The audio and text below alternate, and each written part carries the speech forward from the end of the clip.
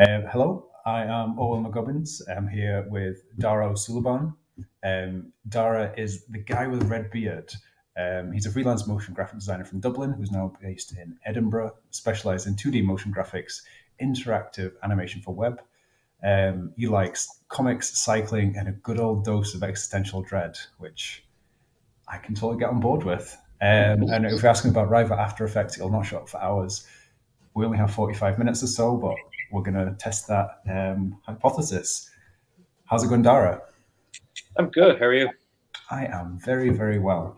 Um, yeah, so obviously I've given you a little bit of introduction there, but do you want to introduce yourself in your own words and tell us a bit about the kind of work that you do and how you got to be where you are? Yeah, so I'm Dara, but I actually operate under a guy with red beard purely because it's just easier to remember, and my name is quite difficult to spell, so I've just helped everybody out with that problem. I just gotten rid of it. So I've been freelancing for like close to 8 years now. I came from a background of kind of digital dog's body, doing everything. So I was doing a bit of graphic design, doing a bit of video shooting, editing, and then it was kind of through that way that I stumbled into motion graphics. And I was kind of, adding a little bit more motion graphics to video pieces like lower thirds and logos, your classics. And then I kind of came to the realization, is like, oh, this is actually what I want to do. I want to make motion graphics forever and always. Hmm. And so I binned everything else and said, let's go for it. So that was about 7 years ago, and it's gone pretty well so far. I mean, classic ups and downs, but by and by, I'm still here, and the work I do is, it's very 2D motion graphics. Started out doing your classic ads for social media, short, quick form content, all that kind of stuff, and then started making more and more explainer videos. That's still very much where I kind of work mostly now. That kind of stuff. I like making, your classic 1 2 minute video, 2D motion graphics, explainer video. I love doing it now as well, direct to clients, especially like NGOs and nonprofits. I dabbled in 3D for a bit, for a few years. Uh, I liked it. I didn't love it. I found it quite difficult for me, and I was kind of doing it. Then I realized, uh, I think I'll leave this to other people. So I made the decision this year is like, I couldn't handle the render times. It was just, I'm too impulsive. I want to see what I've made kind of straight away. Hmm. So I went, actually no, I think I'll give the 3D a miss this year. And it was kind of when I was doing that then I discovered things like Rive. So that really came into the forefront this year. And that's kind of what I've been trying to do for the last few weeks. Just been absolutely loving learning that program. Then even like learned a little bit of coding on the side to help that, because that's the perfect meld there for anyone who wants to get into web animations. And that's kind of where I'm at right now. Nice. Um, yeah, the thing you were there saying about like the transition from place to place, so starting off doing this and then moving to these kind of things, this kind of things. It's definitely something I experienced in my own career. Was it led by you, like wanting to, all right, I want to try this, so I'm going to do this, or was it more like a client comes to you, says, we have this project, or this is what we want to achieve, and it's like a client presents you an opportunity to actually just move into something new? Yeah, it was definitely me pushing for it. And then, so I was working in a company, video editing and adding in the little bits and stuff. And then from there, I was like, oh, look, I really want to do motion graphics. So I went out and tried to find it. And at that stage, well, I was still based in Dublin. It kind of what there weren't too many people doing motion graphics independently or freelance. So it was kind of hard to find the work a little bit. But we were kind of seeing the start, the massive push of Facebook wanted everybody, and Instagram wanted everybody to start making videos. Hmm. So I was just very fortunate in the time that I wanted to start looking for this work, that the switch was happening to making videos and everything for that, for Facebook and Instagram. Uh, so that was very kind of, there was a need for it as well, and it just, so I was like, I'm here now. I'm totally independent, and like I spent a long time knocking on doors. It did take a while to get the foot in and start actually, like, you know being someone who's being paid to create motion graphics.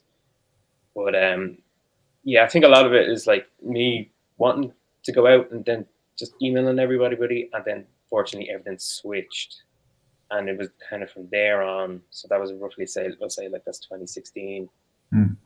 to the next 2 years were essentially Facebook ads at the time. I was lucky that Facebook have their European headquarters in Dublin, so there's a lot of they would obviously outsource that a lot to production companies around Dublin, who then find the freelancers. And like with Anton, it's great to be talented and stuff like that, but a lot of it is just someone remembers you. And how do people remember you? Well, make sure to be visible online, and make sure to keep just following up the companies every so often, saying, "Hey, look, still here." Hmm. And where it kind of I came from a background of like I went to college and did digital media, so it was very much I always thought of it as like a buffet style restaurant. Like it's like there's lots of food. Maybe it's not the best quality of each one, but it gives you a chance at least to kind of dabble. And I thought it was going to be when I came out when I graduated. I thought, right, video, self shooter, self editor kind of stuff. And I just kind of sat around for a year waiting for stuff to kind of fall in my lap, which, Yeah. power of hindsight now, obviously that was just a very silly thing to do. But I was just like, no, arrogance of youth and all that. It's like, I know what good video is. And you're just kind of sitting there, which it doesn't matter. Like, people don't know you. If you aren't creating work, it's not going to work. So then I went for a few in-house roles instead. Um, and they weren't like design agencies. They were just companies that needed a design person. And that's where the kind of digital dog's body stuff came. It was whatever was needed for the day. Hmm. Was it a few static posts for Facebook? Was it maybe we need to go and shoot the new food menu down in the new restaurant or whatever like that? I kind of just progressed on from there, which I don't regret doing at all, because it was the company that I worked for had lots of bars and restaurants in Dublin. So when I was able to go forward, then in a way I was able to present lots of work, as in lots of different clients, even though it was the one company. So, Hmm. I presented 5 restaurants or 5 bars content, even though it was all under the umbrella of one company. So that was really great, um, to show kind of like maybe expand upon the little work I had. And mostly I think, and it was pointed out to me a lot at the start, the best thing I did was I was just posting on Instagram. Um, and like I don't have many followers on Instagram. I've just 1,000. It's not massive numbers at all. But what was important then was it was just consistent, and it just showed that I liked what I was doing. So I remember going into an agency, and they're like, "Do you have a website?" I was like, "No, but I have an Instagram. Can you just want to look at that?" And I was like, "Yeah, yeah." And then they were looking at it, and they're like, "Yeah, no, this is perfect. Like it shows color theory. It shows that you like what you do. It shows consistency. And that stuff shines through for a lot of people Hmm. when you just show. And it's always something that I'm always very kind of conscious of for people, like when they're kind of wanting to know how do you start off. It's like it sounds really obvious, but just make stuff, and either do your best to get paid for that.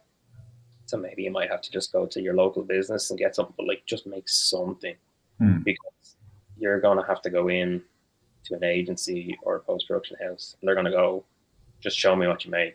You know, it's great having degrees, and it's very advantage and privilege that I had the degree, but like they go, cool, cool, cool, show me what you made. It'll get you maybe noticed, but they want to see what you made. Hmm. Um, so I always make stuff. It's the kind of way to do it. Yeah, 100%. I like that you said there that you'd used like Instagram as a folio, because I speak to quite a few people and they're like, "Oh yeah," I say try and ask them like, what is it you need this to do?" Well, I just need a place to show my work. So, well, what is wrong with Instagram? Doesn't and they're like, it doesn't feel professional. But yeah, you're exactly right. You just need a place you can display it where people can see you, and it's like if you can keep them in a place they already are, rather than saying, "All right, come across here to my website over here." It's like, I don't want to. I'm too busy scrolling. Yeah. So yeah, just yeah, get started. You touched in the middle of that about maybe the arrogance of youth of thinking, well, I'm just going to wait here until the work comes and I know what a good video is. What is it helped you like get past that? Not having money is the obvious answer. When you realize that, oh yeah, I'm not making any money, I'm not supporting myself, Yeah. and yeah, like that first year was like, I know what I'm doing, yeah, applying for jobs, especially like you apply for jobs, you're like I could do that in my sleep. But at that stage, I had nothing to show, and now this was before I was kind of really going for motion graphics. But I didn't have anything to show in terms of work. Yeah, I had the kind of few little small pieces that I would have made in college, but I didn't have anything, and I was also not making stuff while I was applying for these jobs. I was not really going out and making stuff. Mm. Um, and I know there's two friends of mine who was in college with. They did it much better than I ever did. They just kept making work. They just kept making it, and they were doing a lot of music videos and live music video performances. And you could this wasn't the top level yet, but they had the work ethic and they had the drive, and they're doing amazingly now. One of them has pivoted to an editor and was an editor on an Oscar nominated movie. And that's just because they were so hard working. Mm. They love what they do, and they kept making it. And that's the thing, is like, if you love what you do, you should do it kind of, in a way. You should kind of create it. So for me, I was a bit too kind of, oh, I'll wait till I get the job and then I will make the good work. Mm. And no, make the work, because you need to, it's that thing of like, to become a professional, you need 10,000 hours in your whatever profession it is. So you need to get the bad work out and get it out early, kind of, So maybe the best way to do that is to get it out on your own time, Mm. because then maybe when you get into the professional settings, you might make mistakes that maybe you could have got out of your system. But like it's always worth making mistakes.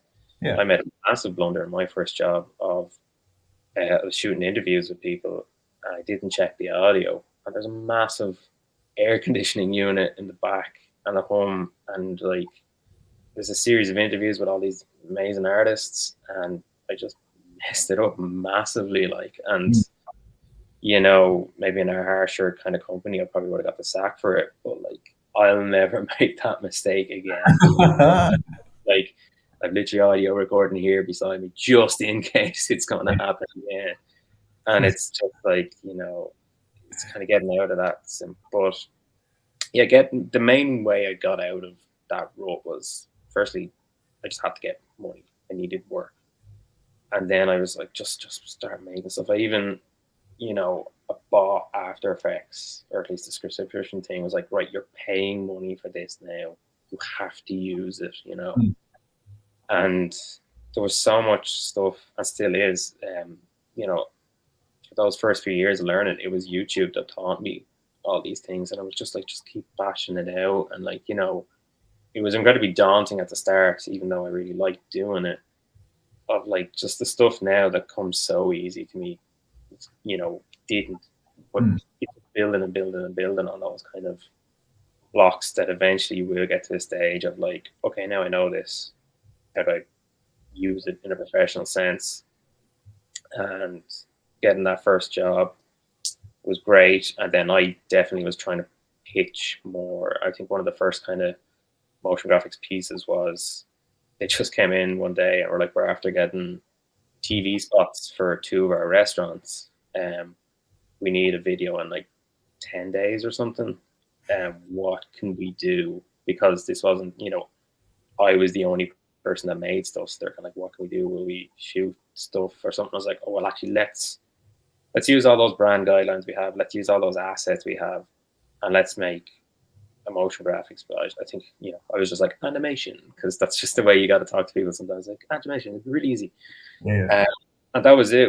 I was just like, look, just let me go for it. Like, it had the benefit of like being a very short deadline that we need to get something done. So there couldn't have been too much input from them. I was kind of like, look, we have to just go with this because this is our time. So we made two 30-second spots for television, and that was great, because then there was the work that I've been looking to make for all this time. Mm. There was work I knew that I could take with me going forward, because like, hey, two 30-second television spots, that's such a nice little thing to say.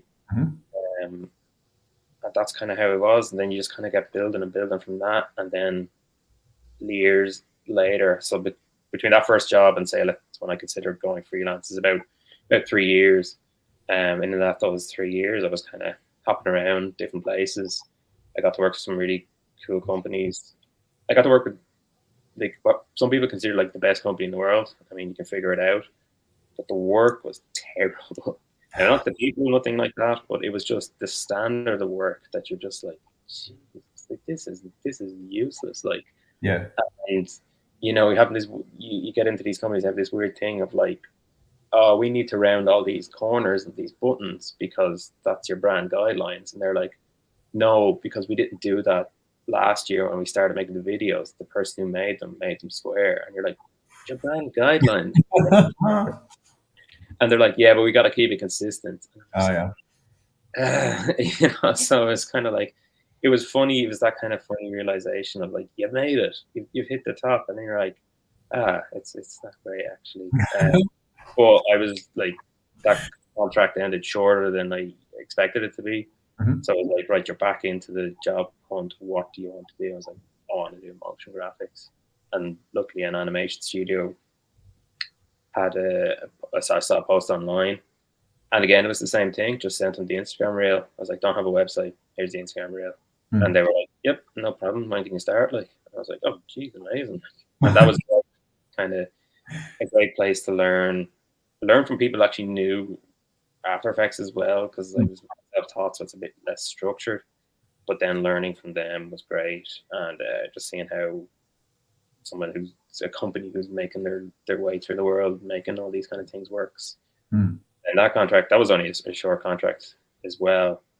And then when that finished up, it was just like, right, I've got a bit of work in my pocket now. Let's go. And yeah, just kind of was lucky from there. It's the classic thing of just like, you just got to keep letting people know you're out there. You got to email them, just email them, go, hey, look, Joe Real, I'm about, hopefully. And there's so much of that stuff that it felt kind of a bit, overwhelming at start, because you're sending so many emails out, trying to get in touch with people, and you hear nothing back. And then you hear back 6 months later, maybe from somebody, and they get you in a small job, and then it just takes off. Like it's if you, I would say to people, and it's not the way I did it, but maybe if you could try and get your face in front of somebody a bit easier, because while it's great to have emails and your portfolios and sites, people really just respond to just the human element of it. Yeah. Just chatting to someone, or if you can say, hey, I'd love to just grab a coffee or swing by and just see how you guys do it. I mean, you'll probably still hear nothing back from most, but once you're proved that you're a functioning human being, I think people like, and it's definitely one of those skills that's learned over years of like, you don't have to be the best motion designer. You just have to be like really nice to work with.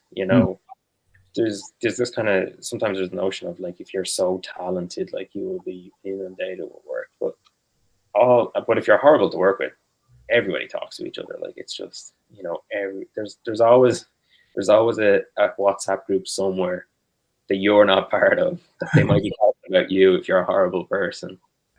And it's just, I've heard it in every kind of Slack chat or whatever group. I'm just like, I wonder what the side chat's talking about now, because either like, you're the horrible person and you're not side chat, or it's the women only side chat talking about the horrible men, which is perfectly right and fine. There's also, don't be horrible to work with. You don't have to know the absolute best details in Cinema 4D and rendering and Octane and all that kind of stuff. Just be nice to work with, and like, be communicative in a kind of, it's like that kind of hard way of like, I need to be firm, but I need to be fair. So rather than just going, hey, that's shit, don't do that. Use your big. I remember one of the art directors for Pixar was like talking about, they're creating stuff for the director to look at, and they just had something in a circle, and it was like I don't know what it was, and he's like, and then the director will come in and go, why is that in a circle? And he'll go, oh, well, it's all about like, keeping things together, and it's full circle, things come back. And I was like, what I really want to say is like, because it looks nice. it's Yeah. in a circle. So I was like, but that's the graphic designer in me. I have to use my big boy words and go, rationalize the explanation, even though at the end of the day, it just looks nice. Yeah. Well, that was actually quite a nice circle one because then it goes back to when I was young and being the young arrogant person. I used to have those conversations with clients where it's like, all right, so they're like, oh, I don't like it. I said, well, I'm the designer. Like, I'm the one that studied this. I'm the one that does this for a living. So you should just trust me. I'm like, yeah, but I don't like it. And it's like, well, this is why it's like it is. So you should just do it. And I'd like actually argue with them. And Yeah, very, very quickly became obvious how bad an idea that was. Because, they start working with you. yeah, So yeah, you're totally right. Using the big boy words. I say this to actually people who have, we're just talking to people who are like trying to get a job or whatever, and it's like, how do you prepare for interview? And it's like, well, if you could explain everything, if you can explain all your design decisions, so why is it like this? mm, Well, the brand guideline says this, or the research said this, which led to this idea, which led to this, which now needs like that. That will put you in a better better position than if you're um, just saying, oh, it's because it looks good. Because it's like if you yeah, can explain your ideas, if you can explain your process, then actually it becomes clear for people and they'll come on that journey with you rather than just being like, it looks like that because I'm great at my job. yeah, exactly. So Yeah. I always think as well, brand guidelines, they're there to help you. Like Yeah. I know some people kind of like, I get frustrated with brand guidelines, and sometimes they can be quite frustrating. But I always like, no, it's perfect because I know I have all these things to fall back on. And if there's ever a why did you do this or why did you do that, I can just point to it and go, you told me. That's when I'm just gonna be a more politer way than that. But like your Bible says this is why we do that, and it's just Mm, a great starting off point I find for people. So don't be afraid of brand guidelines. mm, Maybe some bad ones, maybe play a little bit loose with them, but they're just they kind of protect you way more than they protect the client in a way in terms of mm, design decisions. That's always great to have. mm. So a few of the things you've been talking about, like it shows that you build up a resilience as you've gone through your career. How do you find is this something you've done intentionally, or do you think it's more just like school of hard knocks as you go through? Yeah, I think it's definitely a lived experience thing of you know you like the obvious thing is like feedback is never personal, like, and it's very hard to separate that, especially when you spend a lot of time working on something. I remember at the start, I'd get quite frustrated with feedback that I thought was a bit ridiculous or just out of nowhere. You're like, maybe you spent a whole day on this one tiny section, and they just go, we don't like it, and that's it. And like, what do I do? Like, so separating that kind of, it just takes time and experience when you realize that hopefully the project, finishes up and then we're all happy at the end of it. And then you realize like, oh no, it was just part of it. Kind of, it's never pointed. Mm, And of course, there's the inverse of that. Is like you can push back on some stuff as well. Again, it comes to just how do you phrase it, how do you tone it up. But never be afraid to also like stand firm a bit when you go, something comes back like, oh, we don't like that. And then you can go, well, I think this could actually really help. And, as long as someone is willing to meet you halfway, you'll always do better. And I like it sometimes as well because it does sometimes open up other ways of thinking and other ways of tackling how you would solve that design problem. And you're like, oh, actually, maybe I was being a bit kind of falling back on my old cliches or the old usuals. Like I remember someone described motion graphics as just it's business of visual puns. Like that's what it is. We see a bit of text and we're like, wait, how can we make a visual pun based off that? mm, So kind of coming up with that, but sometimes that can be a bit samey. We think of like, okay, the person holding the phone in their hand is now an absolute staple in motion design, and I mean, it's the most easiest way to show someone's using a phone, but that's what the client wants because the client saw it somewhere else, which yeah. is which is a lot of it, I think, as well in terms of feedback. Sometimes you got to realize that they just saw it somewhere else, and to you, you've seen it 1,000 times, and that's why you didn't do the phone in the hand. But the client's like, well, I don't work in that space. I'm a aeronautics company or something. Like, that's not my world. I would just like a phone and things. And then some industries, of course, like say technical stuff or engineering stuff, it's very literal to them, and especially in their world, they know all that stuff. So sometimes, while you've taken maybe a more creative interpretation, they could be like, no, it has to be literally this. Whereas you're like, that literally this is kind of boring and all this kind of stuff. So you sort of learn how to kind of uh, manage those things. Fortunately, it is just one of those things you have to just do a lot and Mm. get better. Same with writing, your ability to write. For me, I always want to be very blunt and direct in my writing. It's just my mindset and how I think. But I realize as a written piece, you don't get tone, you don't get nuance. So Yeah. just give a second read of whatever email you want to go. If you ever get annoyed by feedback, um, take 5-10 minutes before replying. Always take 5 minutes, 10 minutes before replying. And I still do. I get feedback, it annoys the heck out of me, but I'm like, just leave it for now. Or Yeah. maybe you got the rest of the feedback that you can just go, okay, that's fine. Okay, that's fine. Okay, that's fine. Get the kind of positive, easy ones out of the way, and then come back to the piece, and then come back to decide, do I want to die in this hill or not? Mm.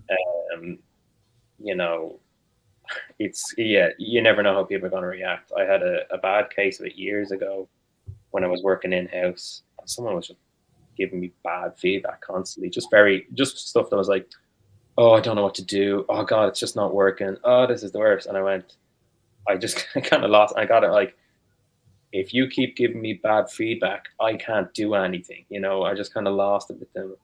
And then they called me into their office and sat me down like I was in school and like just kind of went through all this nonsense. And you're just like, oh, right, you're a bad person. Kind of like, oh, right, you're actually a bit of a bully. Oh, okay, right. I know that now. So I will never deviate from the plan. And Yeah. also, I know when my contract's up and the next time. But unfortunately, now that's the worst. Now that's definitely the worst case I've ever had of someone's like, "Oh, you're actually a nasty person." Yeah. By people just there. If it's direct clients, they're very invested in it. It's their money they're spending. They want to get it right. Or Mm. say I work with NGOs and charities. The messaging is so important and then they want to be always fair to people. And if it's an agency and stuff, they're answerable to someone else, so they want to like keep them happy, and so there's always a bit more maybe going on with the feedback. So just try not to take it personally. Yeah, 100%. And it's like you don't know what kind of day somebody's having. You don't know if they're doing this in between doing five other tasks. Exactly. Yeah, take it. Assume, like, just take it as positive as you can, and assume that oh, something must have just happened, rather than they hate me and they hate my work, and I'm going to make them Yeah. pay. um, so one of the you touched on there about clients, and said they want the same thing, so they see something somewhere, they want something into your work. um,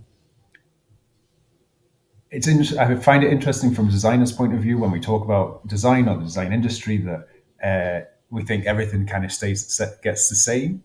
Like I saw a few posts recently where people are talking about, okay, this brands working with illustrators. It's like eventually folk are going to get tired of this. We're going to move on to the next thing. Yeah. Do you think, yeah, what kind of responsibility do you think we have in these individual moments with clients to push back on the tropes to try and make um, new work, or like create stuff that's actually like more interesting? Mm. Just, all right, can you just make this thing that is the same as a million other things you've made? Yeah, it's always a tough one. All right, I think the kind of easiest fallback is, if, let's say they're a fintech or something and they're trying to make an explainer video and they show you a load of other fintechs. That's what the most obvious thing was like, well, what separates you as a company from them? And they'll tell you. And then you go, well, why wouldn't our video reflect that? Why are we making the same glowy, purpley video as that one? We should be doing something else because as me, and sometimes I like use me as your sounding board. I'm not in this world. I don't know anything about it. You know why you're different, but I don't. Mm. So when I get it, maybe then the viewer will get it through me. Because I always, whenever we start on these projects, we have to be brought up to speed very quickly on what the client does. So if we can kind of get it, maybe we can go, oh, look, I get it, but I get it this way, maybe because this is for me. It's like, or so like you wouldn't make you wouldn't make your logo and your like say like your shop front exactly the same as the shop beside you. It was like that'd be confusing for like everybody. So why should the video necessarily be the same? Doesn't work like that because that's just not how it works. But you can kind of like that's some of the reason that you can go and say, hey, look, this is the reason. Some stuff like I don't get the request for it anymore, but it was a big thing for a while. Was whiteboard animations. Oh yeah. Hate them, absolutely hate them. So whenever someone came to me, he's like, "We'd love a whiteboard animation," I was like, "It's incredibly dated," and I was like, it's incredibly dated now. It was incredibly dated 5 years ago, and that's the only kind of flat out time I was like, you shouldn't do this. It will look cheap, Mm. and if you want to do it, here is the website that does it for $20. You just tell it what you want, and it'll pump out your content. And Yeah. if that's what you're interested in, there's your better option than me because I won't charge 20 quid. I'll charge a little bit more than that. Yeah. But that was definitely the only time that I'm kind of like, no, no, that design is gonna. I was like, we could do something on a white background if you want, and go with your classic motion graphics from there. But Mm. whiteboard animation, no. Right now, not that it's derivative yet or anything like that, but I think 3D stuff is probably gonna get. I say this because I gave up 3D this year, so I'm hoping it goes this way. But I think it's kind of because 3D software became a lot more accessible in the past few years to a lot of people, and the render engines now that we have are really amazing. I think that's going to get dated pretty quick Mm. because everyone's doing it now. And more power to them because it's great work and it looks fantastic. But I think the hyper realism, abstract shapes floating in air with kind of wavy stuff happening behind it may have had its time. Mm. Uh, that's not to say maybe 3D is at its time. Maybe there's probably some other ways to do it. But when I was doing my 3D stuff, it was like I buy Cinema 4D, I buy Redshift, I buy the textures, I buy the materials, I buy the models, I whack it all in. It's like I could even whatever little limited 3D work to do. I couldn't model, I couldn't properly light, I couldn't do this, but I could get away with it by the advantages that the paid stuff gave me. Mm. So there's a lot of stuff that was like, pop this softbox on, pop this on, and it was just so accessible. And as things become more accessible, it becomes more. There's just more of it then, I guess. So if there's more of it, then everyone's doing it. It can kind of spiral on. I think everything kind of goes in, like fashion, like it's in cycles. It was 2D when I started. It was very vector 2D. Then it went to 3D. I think Cell is probably in its prime now. Cell animation. Mm. And I've seen a lot of cell animation and live action footage stuff on television ads now, which is I think it looks great. I think that's probably where that is right now. Where I would like to go in the future, because I'm kind of throwing my hat in the ring for it, is web-based interactive animations. Yeah. So I'm working in Rive. Spline is the 3D equivalent. It seems I haven't worked with that yet, but that seems to be that. So that's where I think it's going to go. So maybe we might see less Facebook ads in the future and maybe more stuff living on websites directly. Because Mm. I know a lot of people are and it's kind of discourse that's been on for a while of like the platform, whatever the prominent platform is now, could be gone tomorrow, and that's it. The boo hoo, kind of you lost your stuff.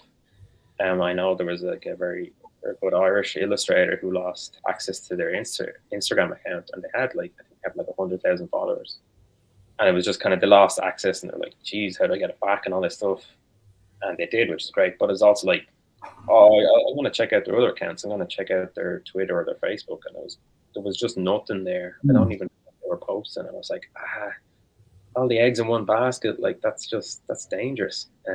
Yeah. So I think clients might be kind of copping onto that maybe a bit of like, well, firstly, they have to pay to get seen. You know, people kind of boast about organic growth and all this stuff, but like for most people, it's like if you want your video to be seen, you're just gonna have to throw money at it. That's it. So what's the advantage of doing that other than paying to put it on television? It's a set fee, and you probably maybe you get more views of your ad on television than you would online Mm. with all the other. So yeah, that'd be kind of my thinking maybe of where I push clients. I was like, hey, maybe shore up your website. And actually, I think that's great advice too. My own advice is great advice, but I'm writing it down. yeah, I think people should get their websites. Just make your website. It's my website is Squarespace. It's Mm. just a template website. Maybe in the future I will code a website or get someone to help me code a website. But having your own spot and space is the best thing you could do. Don't Mm. worry about numbers on social media, because you should really get your social media to point to your website. So that's everybody get a website, even if it's free. Doesn't matter as long as it's yours. Yeah, the story of the person that lost their Instagram is interesting because it's a reminder that these kind of spaces we just rent them, Hmm. and I guess that's one of the challenges in general being a creative person, especially if you do all of your stuff digital.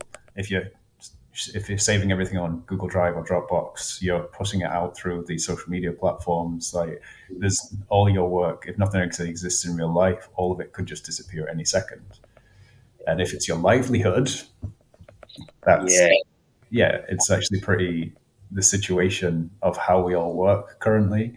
I think it's maybe more precarious than we imagine. Um, yeah. I heard the other day that what's her name, Taylor Swift crashed Shopify on Monday or something. So she released something, and she's Hmm. like her Shopify, the account that's not her. I don't think she runs it personally, but the Shopify account that she uses is on the same server as everyone else's. So she released this thing. All the Swifties went there, and it crashed everyone else's stuff. So you never know. Yeah, it's precarious. It's not as sure a thing anymore. I think social media, we kind of, when I was, Facebook, Instagram were the kind of at their height when I was starting out, Hmm. and now there's so many competitors. Like I think keep seeing that TikTok is the biggest search engine now, not Google. So like, Wow. should we all be making ads for TikTok, or what do we do? Like then you're like, and then people are all, there's all that kind of baggage of what TikTok is, and then oh, Twitter's a safe bet, and now Twitter isn't a safe bet, and it's just who knows. So if you can kind of always be active enough on whatever platform you want to choose, Hmm. but just have those files somewhere else. Make sure that if whatever you post your social medias is either on your laptop or backed up to a cloud or something like that. Hmm. Because you never know. Yeah. Yeah, I used to know an IT guy that said if it doesn't exist in three places, it doesn't exist. Yeah, So yeah, hard drive, laptop, back it up online or something like that.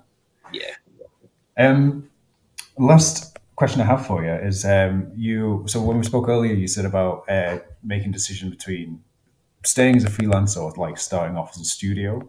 yeah. I know some people think that okay, when you freelance, it's like well that is maybe the goal is that you build yourself up and then you get with people below you and you start like your own little version of a studio. So yeah, what were your thoughts about that as in staying freelance? Yeah, that was very much my mindset when I started out. It was very much I will succeed as a freelancer for a while and then I will become a studio because that's the progression. And it was I definitely was kind of geared towards that for the first few years. Was happy to be freelancing and luckily it was working out for me. But it was always kind of like that, right? When's the next step up gonna happen? Hmm. When's the first hire? When's this kind of stuff?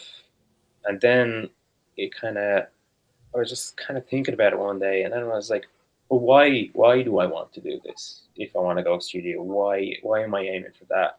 And like, I couldn't really come up with a reason of actually why I wanted to become or start a small studio, other than I thought that was the progression. And of course, then small studio, medium studio, big studio, agency, all that kind of stuff. That's just kind of very much drilled in our world of like that's the success ladder, and that's how you climb. But the minute I kind of thought about it properly, I was like, well, no, I don't want to become a studio because firstly, I'm happy right now creating work. And if I become a studio, uh, I take on just so much work that is not design and motion graphics related. I take on payroll. I take on way more admin. I take on the worry of trying to provide work for the staff so that they can be paid. Mm. Um, I think that was the main reason. I was like, I don't want to be. I'm worried enough about my own income that I would hate to worry about someone else's income, especially like say for this year. It's pretty quiet. It seems for most motion or graphic designers this year. Um, and I just, if I had to be worrying about someone else this year as well, it just doesn't seem fair. Yeah. As well, it would be very much like, sorry, the work didn't come in. Best of luck, and that's all you could do for them. Give them a good reference and all that stuff. But it didn't seem like something I wanted to do. And then I think once I accepted that, kind of everything went kind of a bit smoother because then it was like, okay, I can just focus on leveling myself up and doing the work that I want to do. Mm. And over the years, where I want to go is definitely direct client work, especially NGOs and charities. And this year, I definitely want to make stuff for the web-based animations. That's my direction. And because it's just me, I get to make that decision because, let's say for web animation, the work isn't there yet. It's probably, I'd say this time next year, we'll probably see a way more work for that kind of stuff. It was Lottie files and Mm. body moving and stuff like that. But it seems like we're going to kind of get a step up now with Rive. So that's, and then in terms of, this is where I think anyway, it's like in terms of branding and kind of stuff, that'll slot in way more of when people are doing rebrands for whatever company Mm. they'll really be wanting animation and motion as part of the website. And we would also now have the ability to interact with the animation and have it respond to data as well. Like, it could slot into data and analytics very easily, very well. I know like Templater for After Effects was kind of one of the first ones for that. And I think we see it in Spotify Wrapped and Strava, whatever their Wrapped equivalent is called. Mm. Quite a lot of interactive animation based on data there. So that's where I think that's going to go. And now because it's just me, I get to make that decision that I want to go that way. I'm not worry about a worker that they need work. So that's your standard. You need your constant cash flow income. So that'll be your work that's just, maybe it's not as visually nice or it's not the super cool client, but it's consistent, it's good, Mm. and it's important. So I didn't want to do that. But the inverse of that, of course, is that maybe I'm missing out on bigger projects because it's just me. And, the average client might just go look at your website and go, oh, that's one person, but we need quite a lot of work. Actually, we can't really consider them, even though it could have been a case of you came to me, I partner with someone else, and we produce the same work. I think I remember seeing a graphic online that was like, client wants the project, agency quotes 20 grand, freelancer quotes 10 grand, and then it's like agency hires freelancer for 10 grand anyway. It was kind of that's the dream of like, they didn't really get the advantage of the agency, they just got a higher bill. I mean, there's a lot to be argued for, if they can get that fee, then more power to them. Mm. Of course, as me now as a freelancer, rather than a small studio, touch wood, I can slot into those projects. And Yeah. because I've been the sole person doing these things, I've gotten quite good at talking to clients. I've been communicative through online and just chatting to people that, if I were to run a business or a small studio, even, that's all I'd be doing. I don't think I'd be working I don't think I'd be creating at all. I'd be Mm. chatting to people and stuff. And for me personally, I don't think I'd be very good at that. I don't. I like chatting to clients but like I do like the separation a bit of I don't have to do it all the time. I don't have that natural kind of ability with people to kind of like give, give me money because that's really what we want from here, but saying it in a much nicer way than that. Um, I'm lucky that I can have that sort of step back because it's like half me talking and half work. And, Mm. hopefully the work does the talking for me. And then I can just kind of take that on. Whereas if I was running the studio, I'm doing all the talking all the time. And I don't think I'd be very good at it, to be honest. And then if I wasn't very good at it, again, that affects the workers. They can't get work. Mm. So, they would be better off working at a different company than this hypothetical company that I would ever have because they could really work better. Um, but that's not to say the studios are bad because that's something that I would have loved to have done starting out was work Mm. in house at a design studio or a motion graphics studio Yeah. or an animation studio like that. Really, like at the start, um, the ability to learn from other people is so underrated. And while you could maybe feel, especially like as we spoke about the arrogance of youth, you might feel a bit put on by this person 20 years your senior telling you how to do things. It's like once you kind of get the cop on of like, oh, that person has survived for 20 years doing this, you should probably listen to them because ageism is a massive thing in the design and agency world. So, you know, if they still are here doing it and are happy to be doing it, they might have something good to say. I also Mm. heard the inverse of that was like, you're either very good or you've managed to screw over everybody else your age. So it's kind of like take a little bit, but like learn from other people. Yeah. You know, if you're the smartest person in the room, leave the room because there's nothing to learn. But never walk into a room thinking you're the smartest person either. That's quite arrogant and a bit Yeah. ridiculous. Like, Yeah. It is quite good. You can have some conversations and maybe work it out, and then leave if you want to or learn. yeah, exactly. Nice. So, just final question for me. How do you keep yourself happy in your work? Ooh, happy in my work is having the ability to not work in a weird way. It's the ability to go right. I have to do this job. Like let's say today, I gotta do some work today. But I also am going to be like, well, I'm going to go to the gym actually after this phone call. And that's just that ability to go. Do you know what? I'm actually just going to pop out for a few minutes and take a break. And it's definitely taking breaks and having the freedom to take the breaks makes me more creative because I could sit here, I could do a 9 to 5 in front of this computer. It won't be better than sitting down for 4 hours, maybe. The work isn't double. 8 hours of sitting in front of my computer is not equal to 4 hours of, double. Yeah. So for me, it's to stay happy is that kind of separation that I can give myself um, for working. I mean, it's definitely an advantage that I'm in now because I've done okay for the past few years. So while this, like I said, this year is quiet, and I think it's quiet for everybody. I'm very lucky to be in a situation where I can go, okay, it's quiet. It's quiet for everybody. So first step is everybody's in the same boat, which is a weird comfort in many ways. It's not. It shows me that's something I haven't done. I go, okay, what do I actually want to do now?